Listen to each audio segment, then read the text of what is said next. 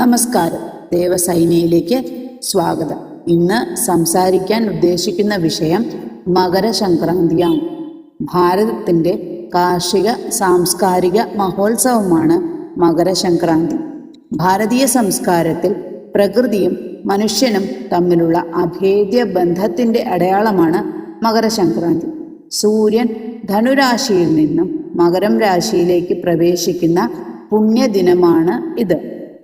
ശൈത്യകാലത്തിൻ്റെ കടുപ്പമേറിയ ദിനങ്ങൾ മാറി പകലിന് ദൈർഘ്യം കൂടുന്ന ഉത്തരായന കാലത്തിൻ്റെ തുടക്കം കൂടിയാണ് ഇത്.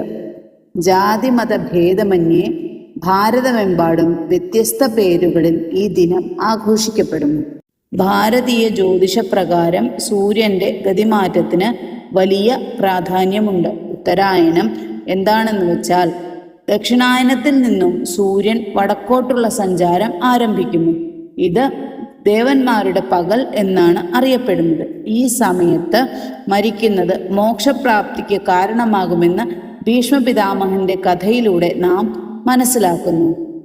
തണുപ്പും മന്ദതയും നിറഞ്ഞ ശൈത്യത്തിൽ നിന്ന് ഊർജ്ജസ്വലമായ വസന്തത്തിലേക്കുള്ള ചുവടുവെപ്പാണിത്.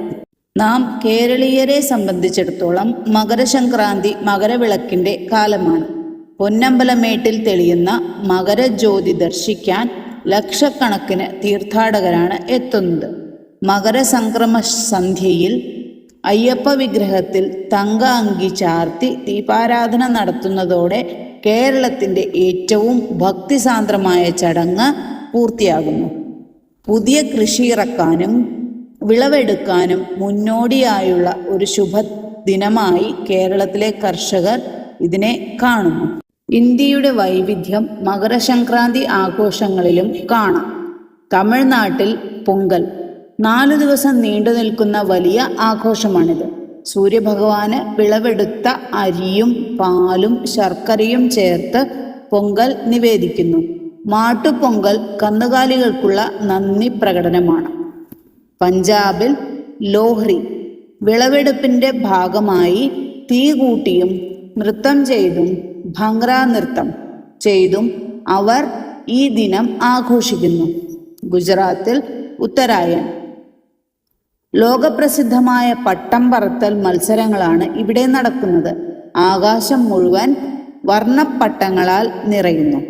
കർണാടകത്തിൽ സുഗ്ഗി എള്ളു വെല്ല, അതായത് എള്ളും ശർക്കരയും വിതരണം ചെയ്യുന്നതാണ് ഇവിടുത്തെ പ്രധാന ചടങ്ങ്.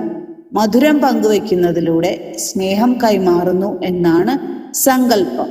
വിളവെടുപ്പ് ഉത്സവമായതുകൊണ്ട് തന്നെ കർഷകന്റെ അധ്വാനത്തിന് വില നൽകുന്ന ദിവസമാണിത്. പ്രകൃതിയോടും സഹജീവികളോടും നന്ദി പ്രകടിപ്പിക്കാൻ ഈ ദിനം നമ്മെ പഠിപ്പിക്കുന്നു. പാവപ്പെട്ടവർക്ക് ദാനധർമ്മങ്ങൾ നൽകുന്നതിനും ഗംഗാസ്നാനം പോലുള്ള പുണ്യകർമ്മങ്ങൾക്കും ഈ ദിവസം മാറ്റിവെക്കുന്നു. ശൈത്യകാലത്ത് ശരീരത്തിൻ്റെ പ്രതിരോധശേഷി വർദ്ധിപ്പിക്കാൻ എള്ള്, ശർക്കര തുടങ്ങിയവ കഴിക്കുന്നത് ഗുണകരമാണെന്ന് ആയുർവേദം പറയുന്നുണ്ട്. മിക്ക സംസ്ഥാനങ്ങളിലും എള്ളുകൊണ്ടുള്ള വിഭവങ്ങൾ ഈ ദിവസം നിർബന്ധമാണ്. മാറ്റത്തിൻ്റെ ഉത്സവമാണ് മകരസംക്രാന്തി. പഴയവയെ ഉപേക്ഷിക്കാനും പുതിയ പ്രതീക്ഷകളിലേക്ക് ചിറകുവിടർത്താനും ഈ ദിനം നമ്മോട് ആവശ്യപ്പെടുന്നു. പ്രകൃതിയെ സംരക്ഷിക്കാനും സമാധാനത്തോടെ ഒരുമിച്ച് ജീവിക്കാനുമുള്ള വലിയൊരു സന്ദേശമാണ് ഈ ഉത്സവം ലോകത്തിന് നൽകുന്നത്. നന്ദി, നമസ്കാരം.